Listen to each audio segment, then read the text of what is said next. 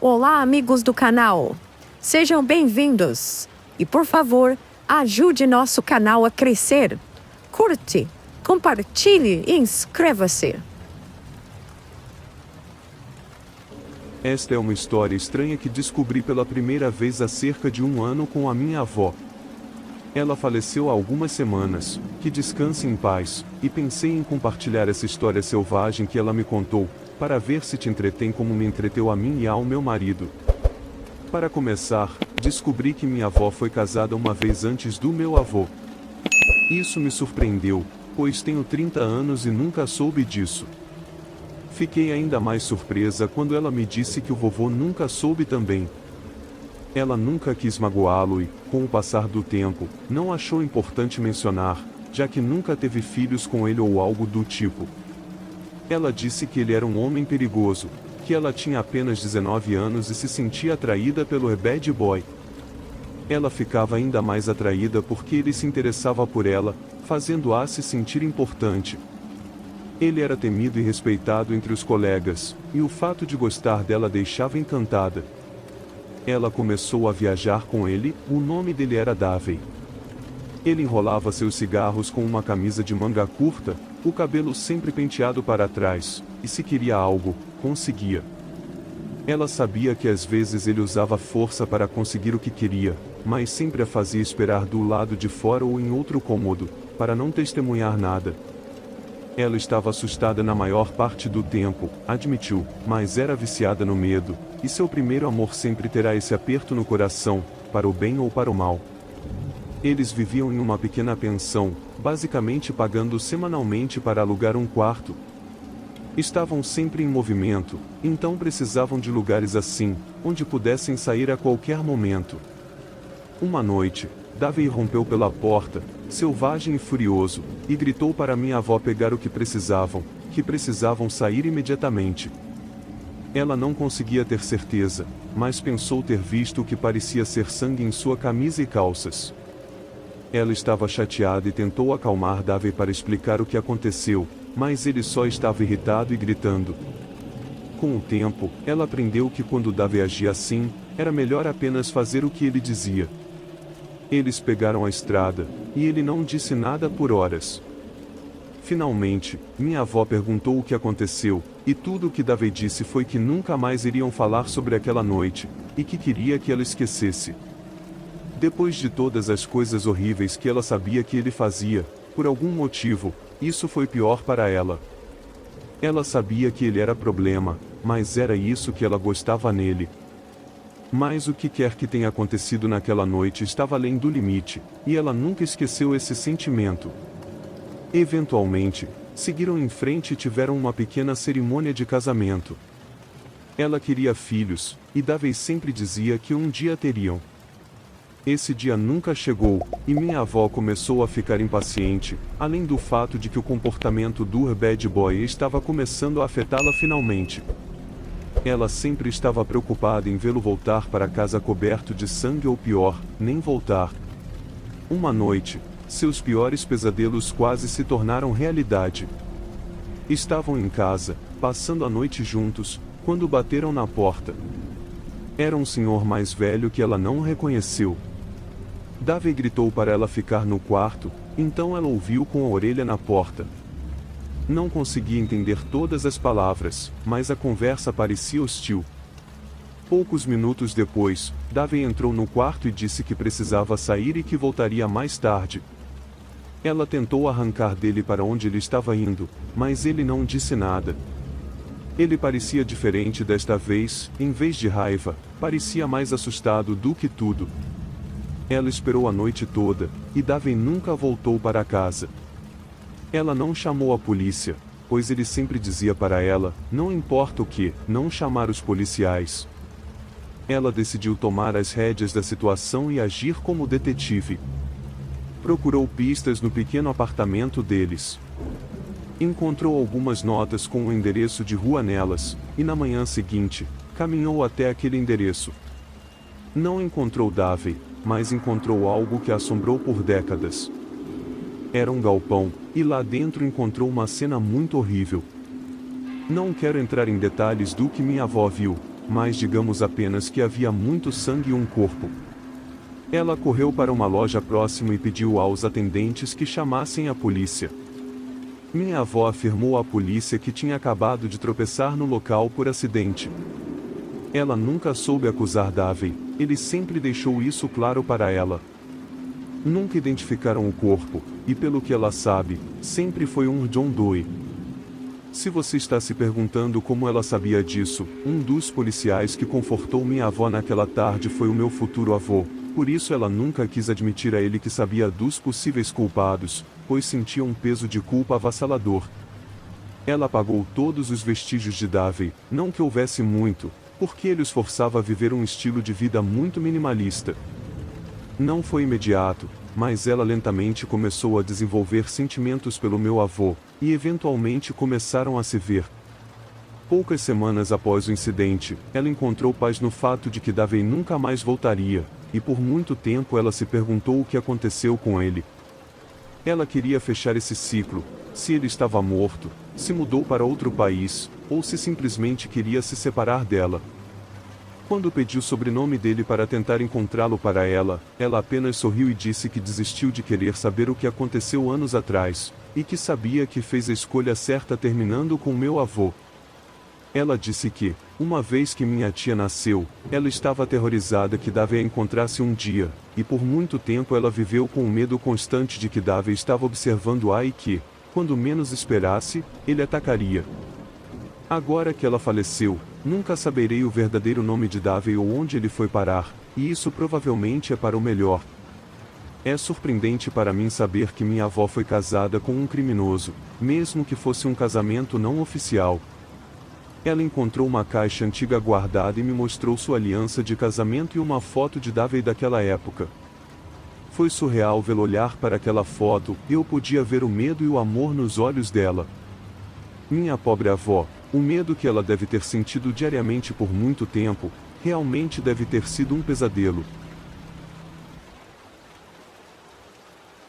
Estou muito grato por ter dedicado tempo para ensinar minha avó a usar um celular alguns meses atrás.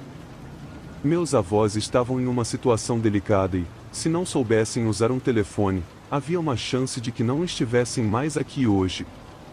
Pedi a minha avó para contar a história novamente para que eu pudesse escrevê-la e compartilhá-la com todos vocês, e que a história sirva de lembrete para todos de que algumas pessoas são verdadeiros monstros e se deleitam em ser malignas.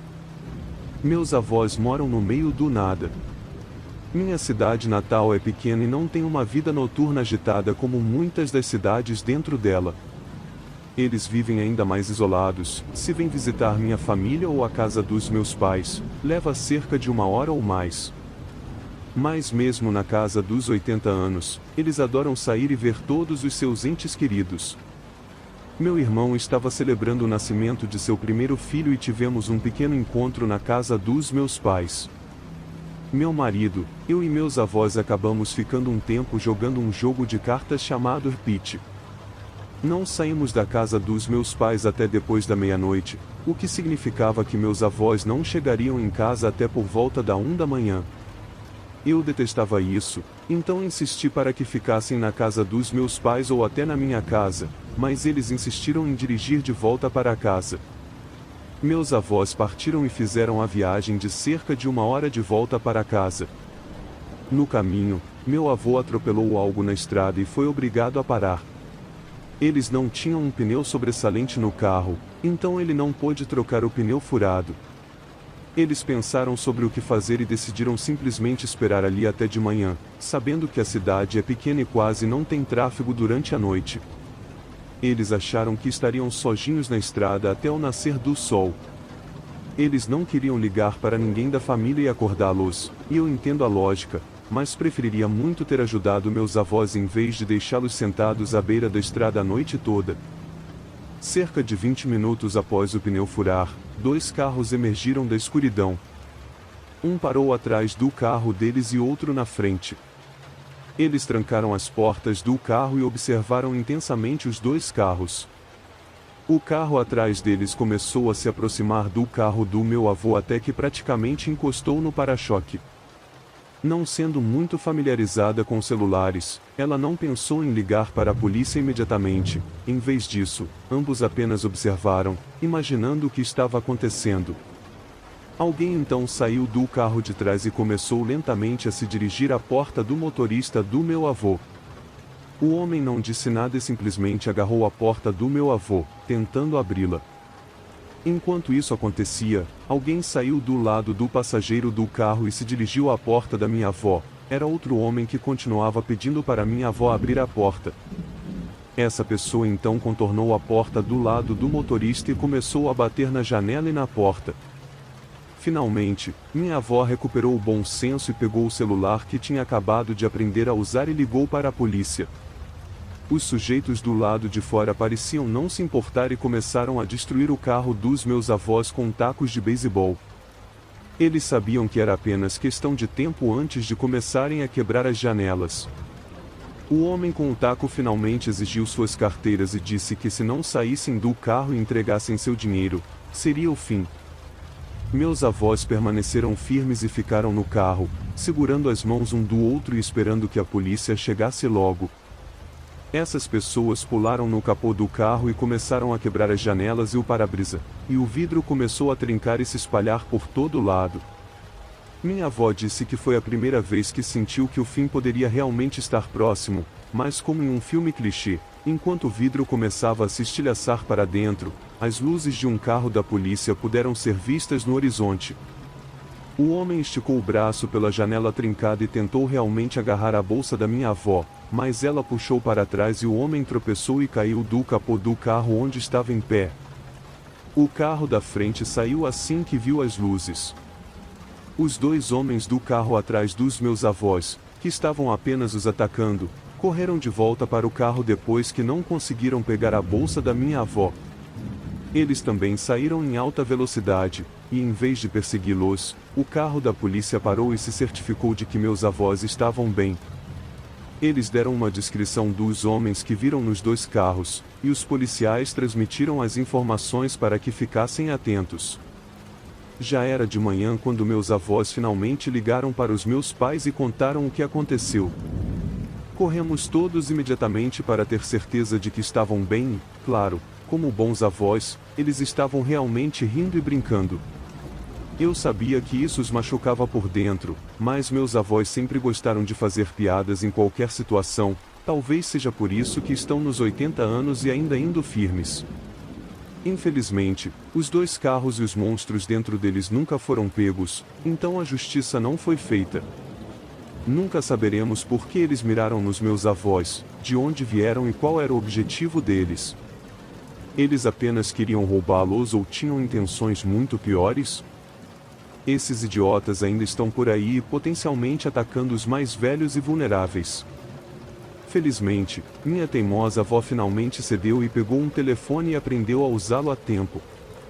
Quem sabe o que teria acontecido se ela não tivesse ligado para a polícia? Estou apenas feliz que eles ainda estejam bem e, no final do dia, eles continuam sendo meus mesmos e queridos avós. Toda família tem segredos sombrios ou, no mínimo, coisas das quais não se orgulha. A minha família tem um segredo muito sombrio, e eu descobri sobre isso aos 32 anos de idade. Quer dizer, faz sentido que nunca tenham falado sobre isso.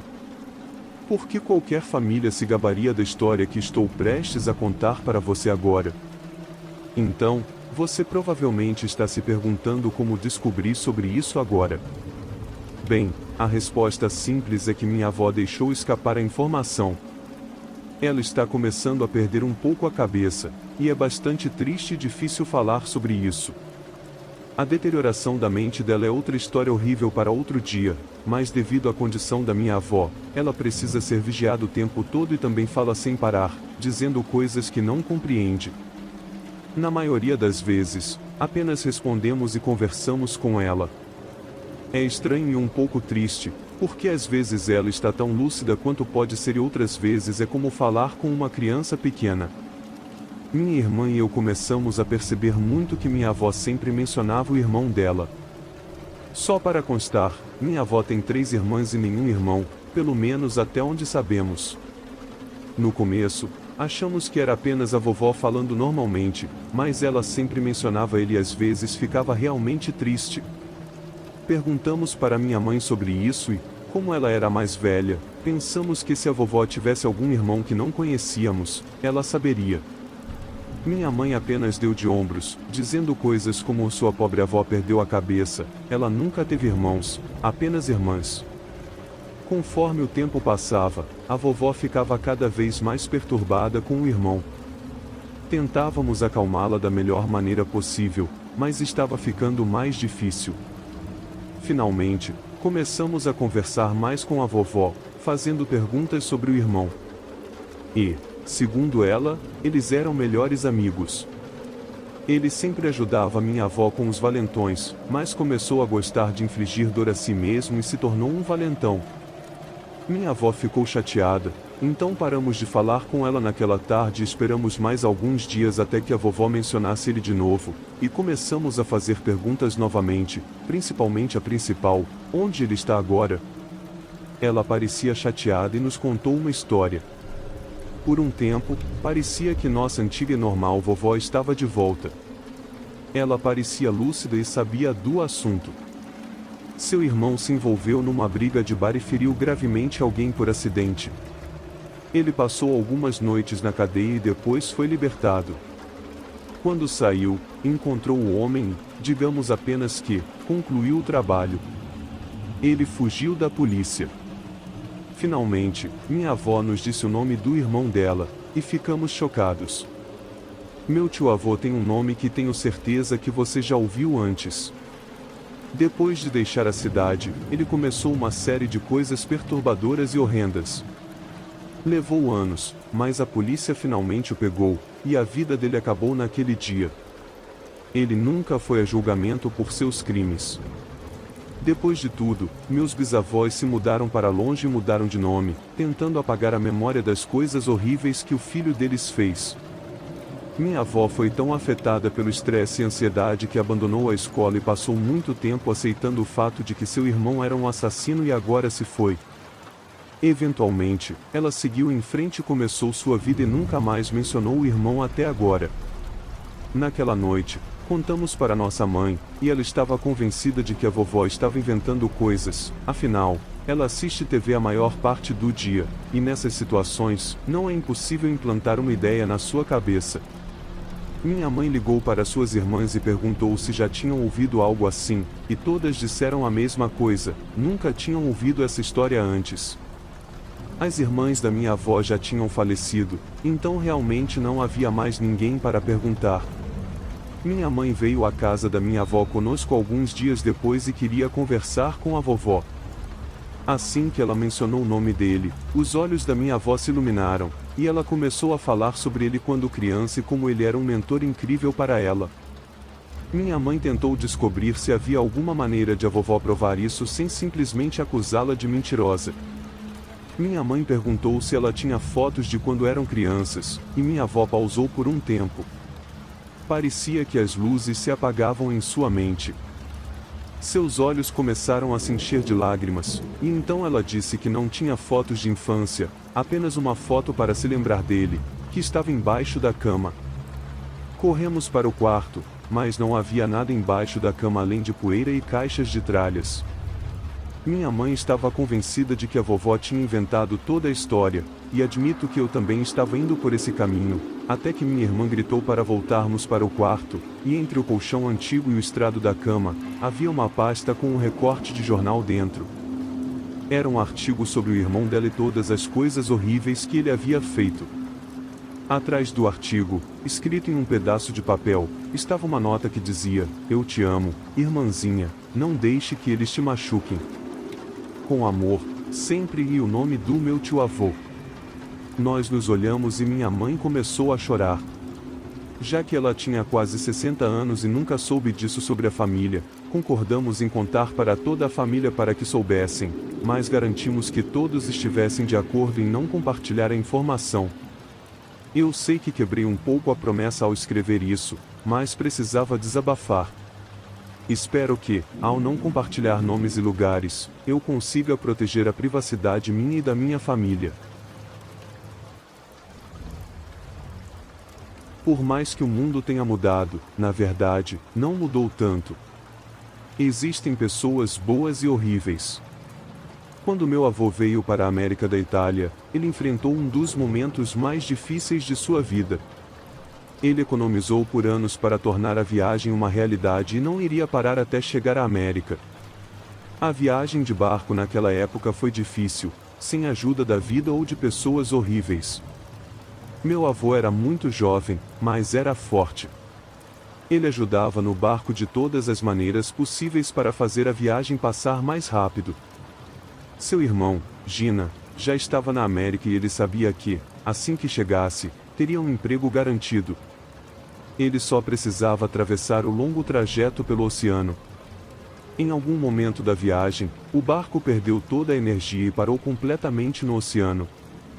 O pânico se espalhou no grande navio e isso sozinho já é suficiente para assombrar seus pesadelos. Infelizmente, o pesadelo estava apenas começando para meu avô. Meu avô fez o possível para acalmar todos e manter as pessoas com o espírito mais elevado possível. Não demorou muito para que algumas pessoas no barco perdessem a razão e o senso lógico. A maioria dos passageiros sonhava em começar uma nova vida na América, mas poucos sabiam que esses sonhos estavam quase prestes a se perder no mar para sempre. Alguns homens no navio decidiram tomar o navio a vapor. Meu avô sempre comparava isso ao que ele imaginava que piratas costumavam fazer. Os homens separaram todos no barco e começaram a bater naqueles que expressavam suas opiniões. Meu avô nunca soube qual era o plano final desses homens, eles nunca deixaram claro. Ele assumiu que era apenas algum tipo de jogo de poder, que esses homens estavam apenas assustados e não sabiam o que fazer, talvez não quisessem morrer no mar como homens pobres. Ele queria ajudar, mas sabia que se falasse, os homens o machucariam ainda mais, já que ele era tão grande. Como estavam na parte inferior do navio, meu avô não tinha ideia de onde o capitão estava durante tudo isso.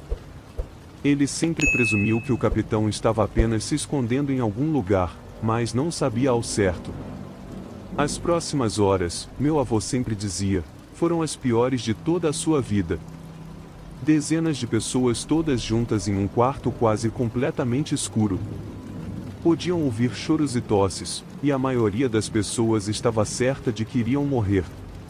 Era quase impossível manter o espírito elevado nesse ponto, e ele não sabia o que era pior, o barco à deriva no meio do oceano sem direção ou não saber o quão perigosa era a situação com esses homens insanos segurando o navio.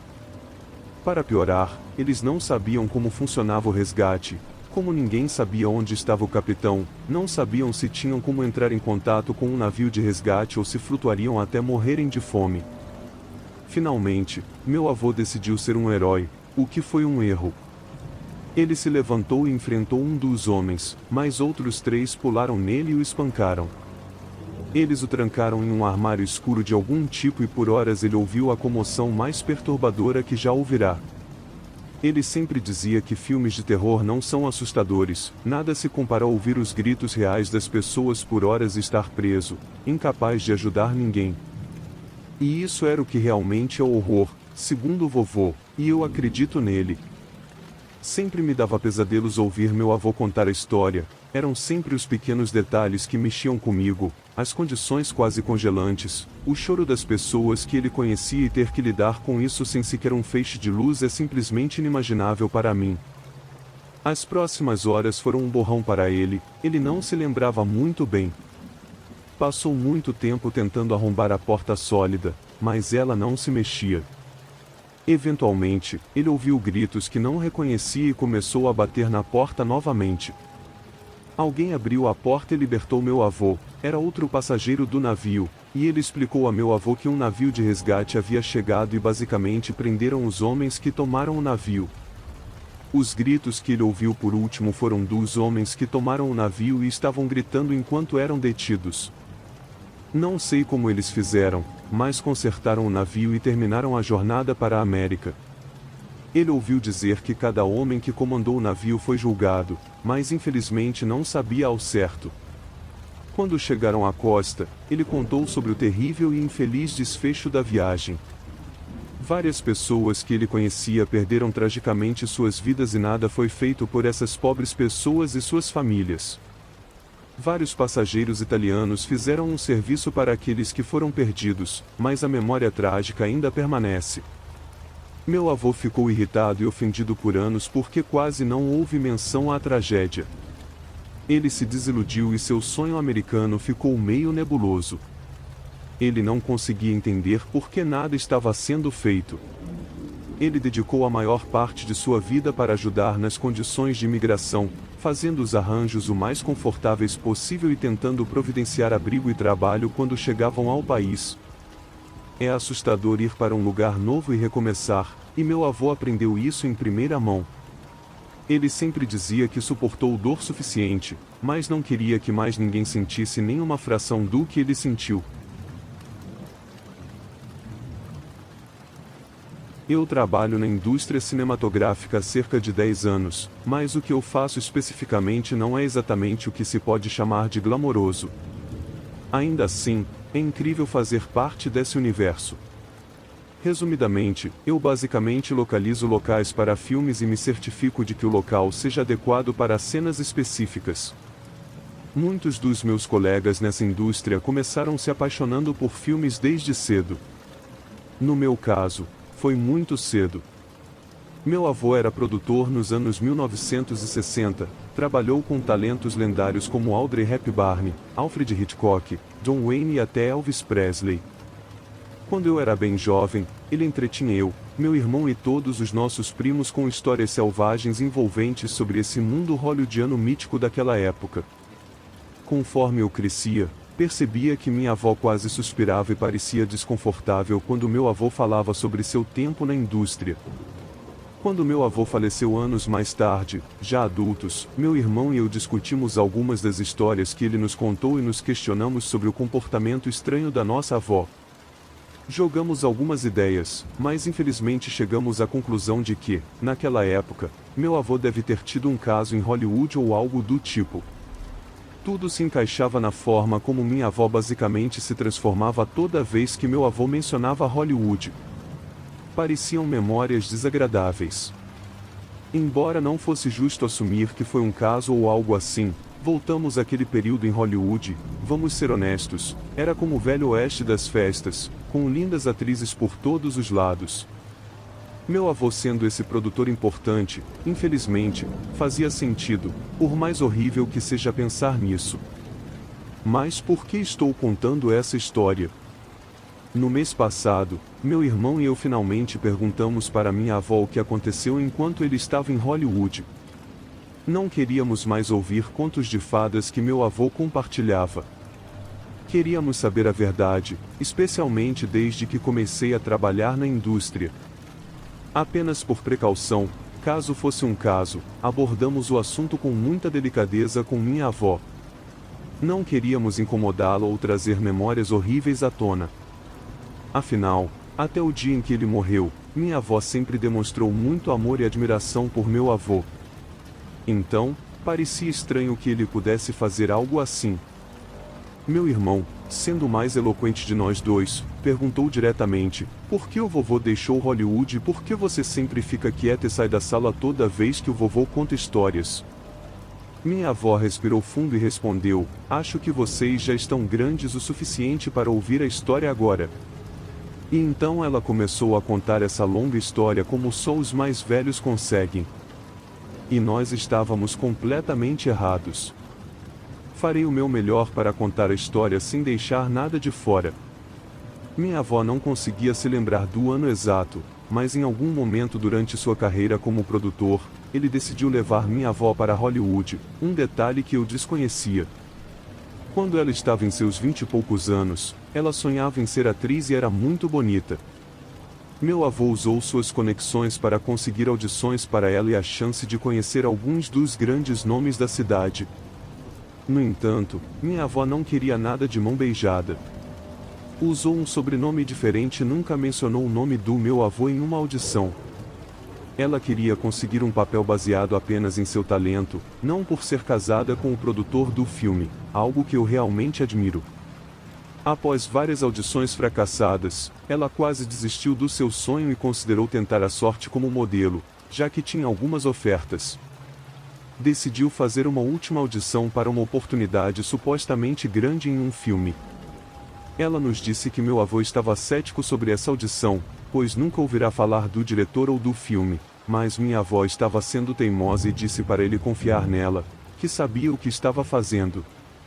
No caminho para a audição, ela se perdeu e encontrou um prédio em ruínas nos arredores da cidade. Aparentemente, por ser nova na área, não questionou a localização. Pensou que talvez aquela fosse uma escolha criativa do diretor e que talvez ele tivesse um escritório no prédio. Ela entrou pela porta e encontrou 4 indivíduos, 3 mulheres e um homem, todos usando máscaras. Assim que minha avó tentou escapar, 2 das mulheres a seguraram e começaram a espancá-la. Depois de alguns minutos, a amarraram em uma cadeira. Uma das mulheres disse a ela que, se quisesse sobreviver, teria que fazer algo por eles. Se ela se recusasse, as coisas não terminariam bem. Então, minha avó concordou, esperando encontrar uma maneira de sair daquela situação. A mulher continuou explicando que minha avó teria que roubar um apartamento para eles. Os 4 monstros na sala disseram que estariam do lado de fora do prédio e que, se ela tentasse pedir ajuda ou fugir, eles saberiam e a encontrariam. A mulher explicou todos os detalhes do roubo para minha avó, que fingiu concordar por um momento, percebendo que essa poderia ser sua única chance de sobreviver.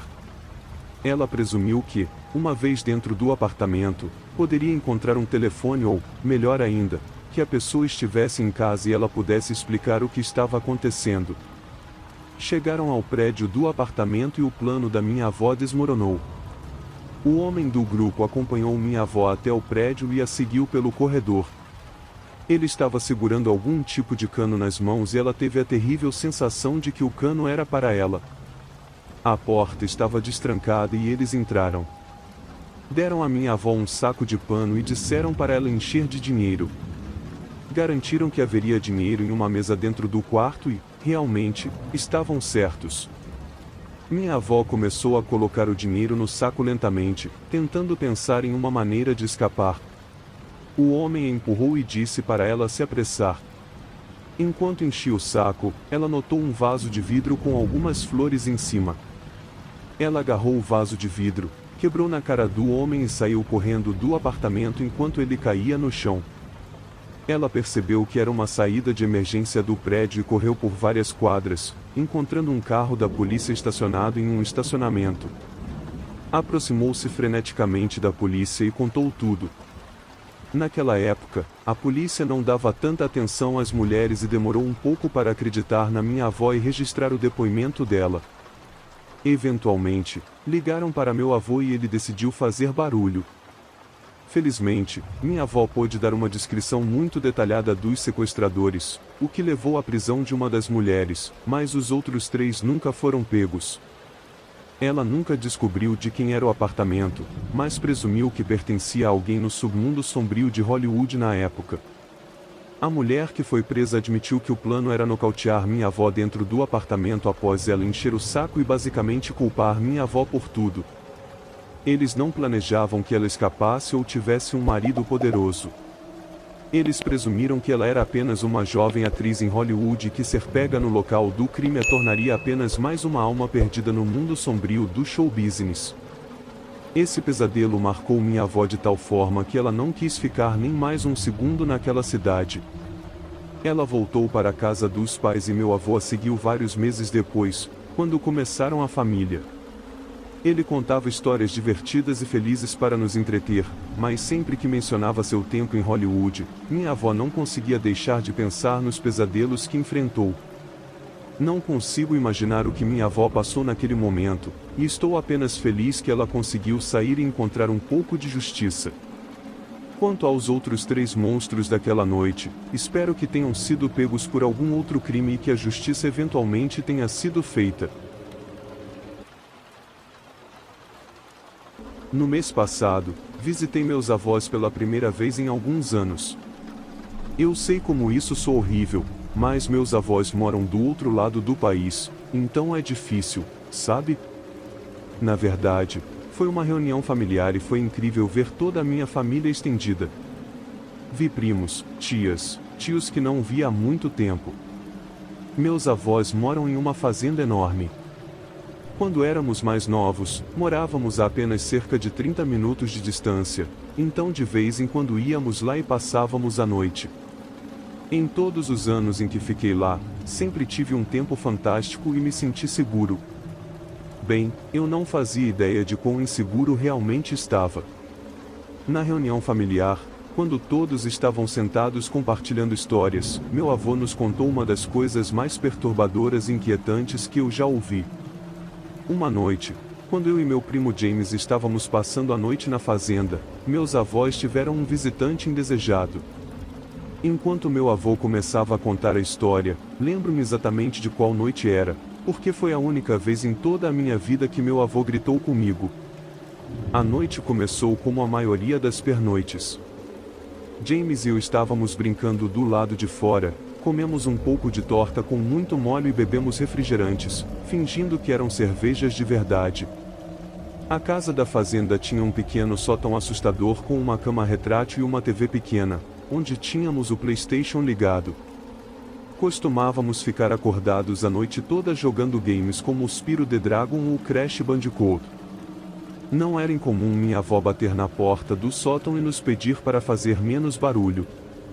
Ela fazia isso com frequência durante a noite. Nesta noite específica, pensamos que estávamos sendo espertos ao apagar todas as luzes e manter o volume baixo. Por volta da meia-noite, ouvimos um barulho extremamente alto lá embaixo. Pausamos o jogo e apenas nos encaramos. Ambos sentimos aquele sentimento horrível no estômago. Lembro-me de pensar que meus avós haviam caído ou algo do tipo, e eu não sabia se naquela época eu era mentalmente forte o suficiente para ajudá-los a se levantarem. Ficamos quietos por um minuto e sentimos uma mistura de alívio e pânico ao ouvir apenas o silêncio. Não sabíamos se aquilo era bom ou ruim e começamos a jogar o jogo novamente, mas algo não parecia certo. James pausou o jogo novamente e pediu para eu verificar se algo havia acontecido e se eles precisavam de ajuda. Abri a porta do sótão só para ter uma visão. Era uma daquelas portas de sótão no teto, onde uma escadinha se abria quando a porta era aberta. Desci lentamente a escada, tentando ouvir atentamente. Consegui ouvir murmúrios, mas não conseguia entender nada específico. Ao percorrer lentamente o corredor, ouvi outro estrondo alto que quase me fez pular da pele. Era como o som de uma porta batendo.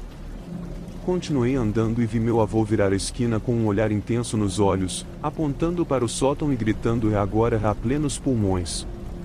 Eu estava aterrorizado. Nunca havia ouvido meu avô gritar e nunca vi aquele olhar em seu rosto, o que foi infinitamente pior do que o grito. Virei e corri de volta para o sótão e desliguei a TV. James continuava perguntando o que havia acontecido, e eu só dizia para ele calar a boca e que o vovô estava bravo conosco. Ouvimos mais barulhos altos e movimentos durante a noite, mas ambos acabamos adormecendo. Naquela manhã, meus avós pareciam exaustos.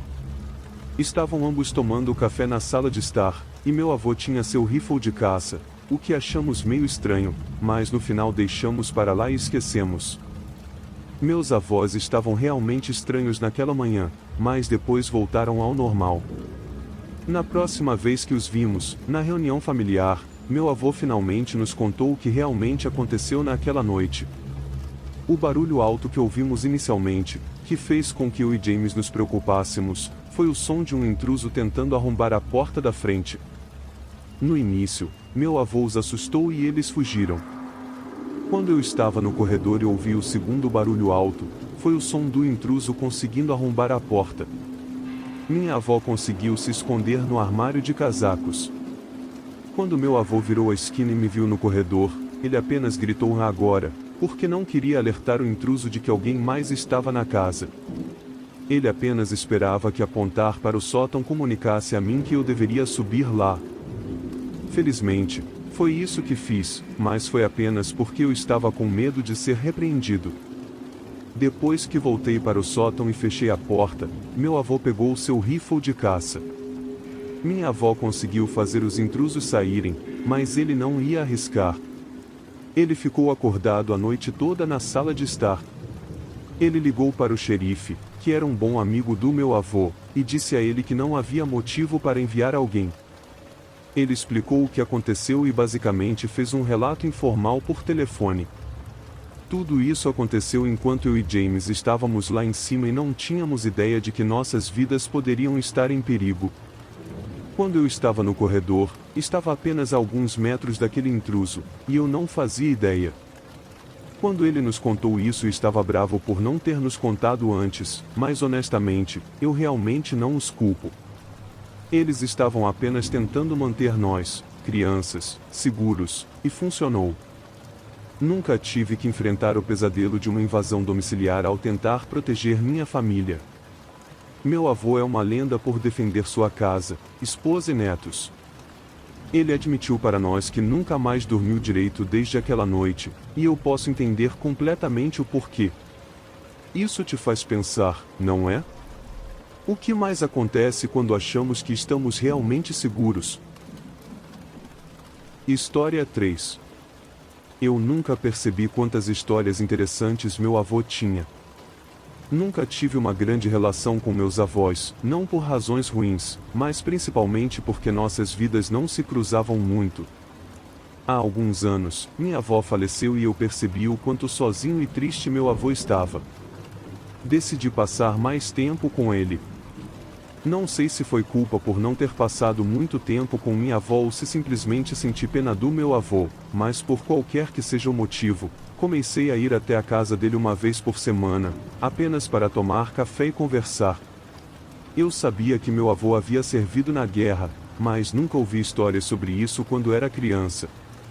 Acredito que ele tenha servido na Guerra da Coreia, mas na verdade não sei.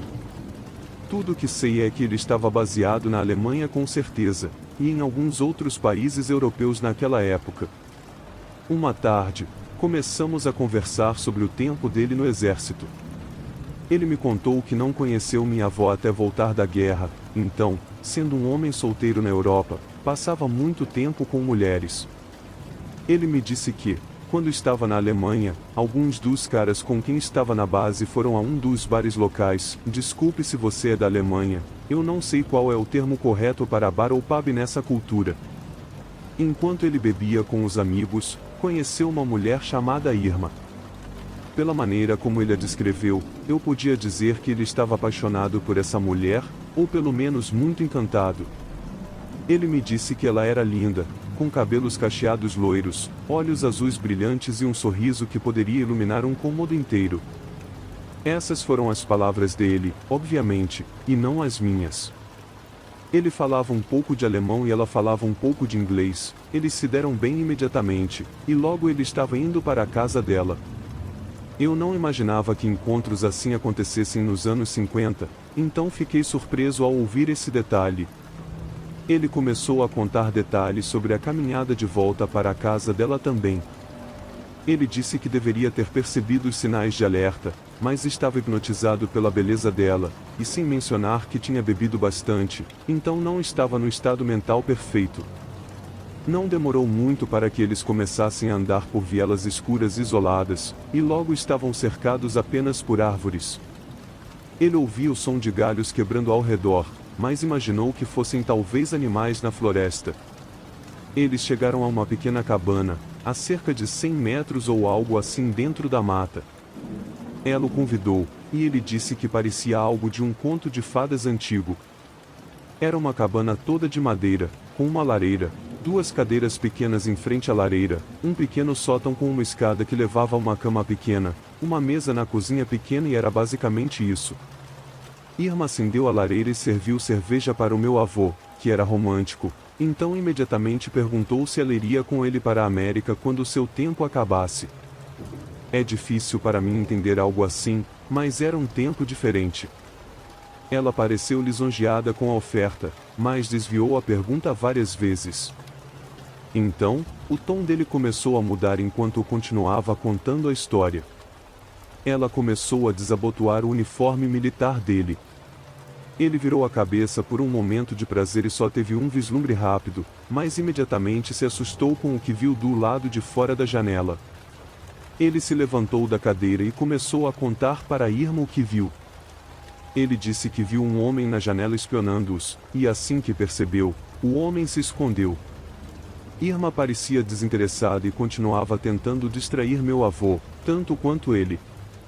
Ele queria ceder a Irma, mas sentia o dever de protegê-la caso fosse algum tipo de ameaça. Ele começou a lembrar de todos os ruídos que ouviu a caminho da cabana e começou a temer o pior. E se estivessem sendo seguidos por alguém do pub, pensou ele, finalmente conseguindo se afastar de Irma e exigindo que precisava dar uma olhada do lado de fora. Ela parecia chateada, mas não disse nada. O avô foi até a mesa perto da porta onde havia deixado sua arma, mas ela não estava mais lá. Ele se virou e perguntou a Irma onde estava a arma, e ela apenas ficou parada na frente do fogo. Nesse momento, um homem grande que falava alemão arrombou a porta e acertou meu avô em cheio no rosto. Ele descreveu a dor como se estivesse sendo golpeado no rosto por ferro. A mulher também começou a falar em alemão, e como meu avô não era um expert na língua, não conseguia entender o que estava sendo dito, além do fato de sua cabeça estar zumbindo pelo soco que acabará de receber. O homem continuou a espancar meu avô. Ele me disse que foi a pior dor que já sentiu, e realmente não conseguia se mexer. O homem jogou meu avô na mesa da cabana, pegou uma faca de caça e realmente o esfaqueou no lado. Ele disse que Irma começou a surtar e ambos fugiram para a floresta, deixando a porta aberta. Ele disse que a dor era indescritível, doía tanto que ele quase ficava dormente. Ele ficou deitado na mesa, tentando aplicar pressão no ferimento, esperando de alguma forma ver o sol novamente. Acabou desmaiando e acordou no centro médico militar. Ele teve sorte de estar vivo e agradecia todos os dias por alguém tê-lo encontrado quando um de seus colegas militares estava saindo do pub naquela noite. Ele viu Irma e o homem grande que não era meu avô correndo pela estrada. Ele imediatamente ficou desconfiado e teve um pressentimento ruim. Decidiu caminhar na direção de onde Irma tinha acabado de vir. Ele viu pegadas de lama que vinham da floresta e decidiu continuar investigando, até que acabou chegando à cabana e, como a porta ainda estava aberta, conseguiu ver meu avô inconsciente na mesa. Ele o carregou de volta para a base e, felizmente, conseguiram salvar meu avô, caso contrário, eu não estaria aqui para contar a história. Meu avô permaneceu em contato com esse homem até falecer há 5 anos. Eles sempre diziam a esse homem que ele era um herói e que devia a ele a vida. Eu gostaria de poder agradecê-lo também. Meu avô mostrou-me a cicatriz, e mesmo após todos esses anos, ele diz que ainda consegue senti-la, e toda vez que vê a cicatriz, é lembrado da noite horrível. Ele nunca mais viu Irma, nunca encontraram nem ela nem o homem grande com quem estava. Ele ficou mais desolado com Irma do que pelo fato de quase ter sido assassinado. Não consigo imaginar o medo que meu pai sentiu naquela noite e achei a história fascinante e assustadora. Pedi a ele se poderia compartilhá-la e ele concordou. Ele me disse para terminar dizendo: cuidado com quem você entrega seu coração, pois eles podem tentar arrancá-lo quando você menos espera.